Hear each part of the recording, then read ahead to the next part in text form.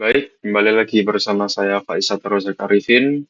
Saya dari Universitas Diponegoro, Sekolah Vokasi, jurusan Teknologi Rekayasa Otomasi. Eh, Ingin melengkapi salah satu dari tugas saya yaitu praktikum dasar sistem kontrol kelas praktikum A dengan NIM 3 digit dengan NIM 440 3246 2027.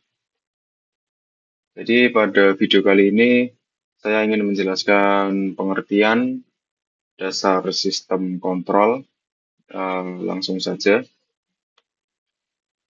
eh, pengertian dasar sistem kontrol. Jadi sebenarnya sistem kontrol itu apa sih? Sistem kontrol adalah sistem yang mengatur suatu variabel agar sesuai dengan nilai acuan. Caranya dengan mengukur output, lalu menyesuaikan input supaya hasilnya tetap sesuai target meskipun ada gangguan. Yang kedua ada feedback atau umpan balik. Feedback adalah mekanisme di mana output sistem dikembalikan untuk dibandingkan dengan nilai acuan atau bisa disebut juga dengan set point. Jika ada perbedaan error, jika ada perbedaan atau error, sistem otomatis mengoreksi input agar error semakin kecil.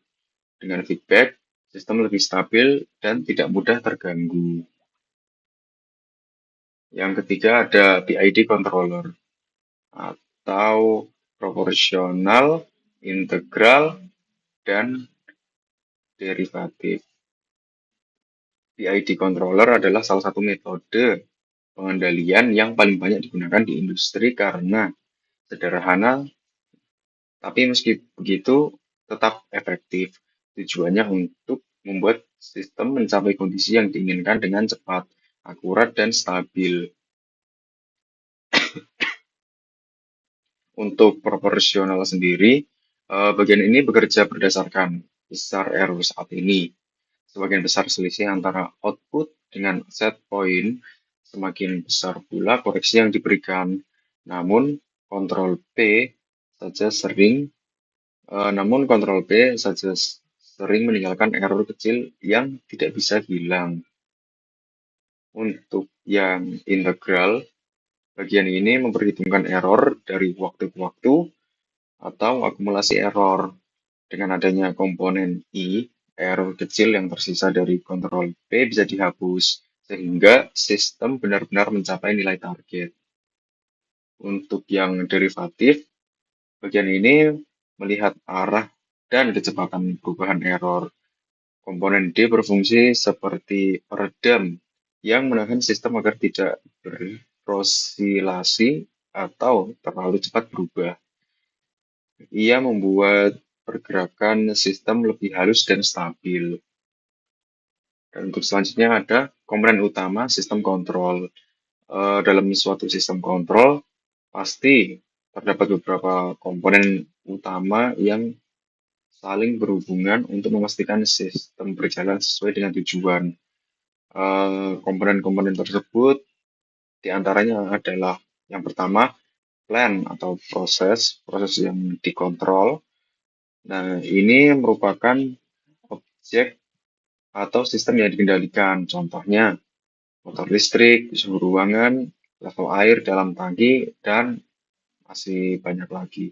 Untuk yang kedua adalah sensor atau transducer.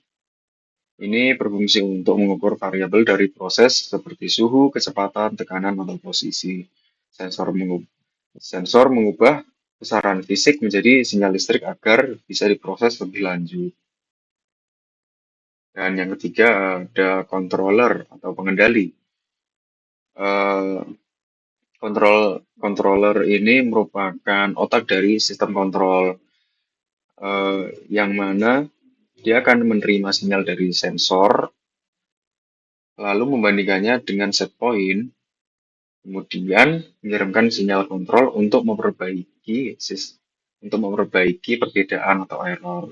Contohnya PID controller, PLC, atau microcontroller. Yang keempat ada aktuator atau penggerak. Komponen ini digunakan untuk mengubah sinyal kontrol dari controller menjadi aksi fisik pada plant. Contohnya motor, pompa, katup, atau heater. Yang kelima ada set point atau referensi. Yang mana ini adalah nilai H1 atau target yang ingin dicapai sistem. Contohnya suhu ruangan diatur ke 25 derajat Celcius.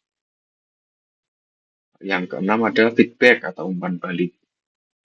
Sinyal dari sensor yang dikembalikan ke controller untuk dibandingkan dengan set point. Dengan feedback, sistem bisa lebih stabil dan akurat. Lalu ada aplikasi sederhana. Sistem kontrol closed loop atau tertutup. Jadi sistem closed loop ini bekerja dengan cara umpan balik atau feedback. Ada sensor yang mengukur keluaran, lalu hasilnya dibandingkan dengan target. Kalau ada perbedaan atau error, sistem otomatis menyesuaikan. Contoh nyatanya ada mesin dispenser air minum otomatis. Dengan kita tekan tombol untuk mengisi gelas dengan air, sensor mendeteksi tinggi air di gelas. Kalau air sudah penuh, sistem otomatis berhenti mengalirkan air. Kalau belum penuh, air akan tetap mengalir. Lalu ada prinsip dasar PID, controller proportional integral, controller proporsional integral derivatif, atau yang lebih dikenal dengan controller PID.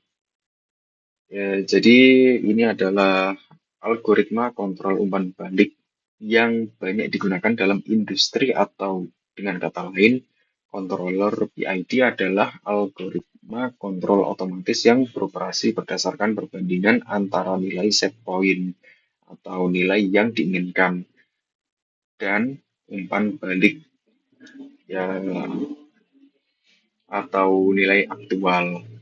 Controller PID ini bertujuan untuk mempertahankan variabel proses pada set point yang diinginkan dengan mengoreksi perubahan yang terjadi. Controller PID menghasilkan sinyal kontrol untuk mengatur sistem agar mencapai nilai set point yang cepat dan tepat. Prinsip kerja controller PID didasarkan pada 3 komponen utama, yaitu proporsional, integral, dan derivatif.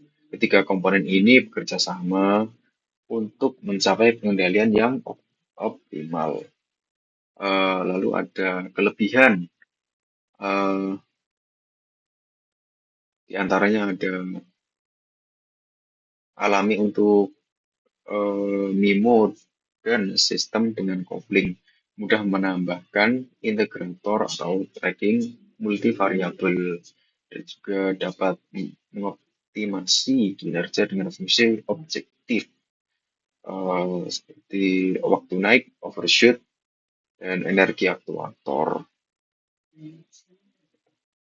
Ada lagi robustness, bisa direkayasa terhadap ketidakpastian dan gangguan, dan masih ada beberapa kelebihan lain yang bisa dibaca sendiri.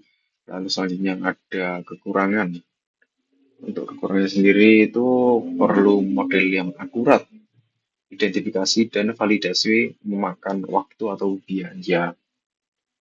Lalu ada desain atau tuning, kurang intuitif bagi operator. Kekurangannya sendiri juga kompleksitas implementasi dan beban komputasi lebih tinggi, terutama MPC real time. Dan masih ada beberapa kekurangan lagi yang tertera di sini, bisa dibaca sendiri. Lalu selanjutnya tujuan sistem kontrol. Jadi sistem kontrol ini memiliki peran penting dalam menjaga berbagai variabel seperti suhu, tekanan, kecepatan level air, dan lain-lain agar tetap stabil dan aman, serta sesuai dengan kebutuhan meskipun terdapat perubahan kondisi lingkungan atau adanya gangguan. Dengan kata lain, sistem kontrol ibarat otak yang memastikan proses berjalan sesuai dengan tujuan, tetap stabil, aman, efisien, dan mampu beradaptasi terhadap segala bentuk gangguan. Oke, mungkin eh, cukup sekian pemaparan yang saya berikan terkait pengertian dari dasar sistem kontrol. Kurang lebihnya mohon maaf. Wassalamualaikum warahmatullahi wabarakatuh.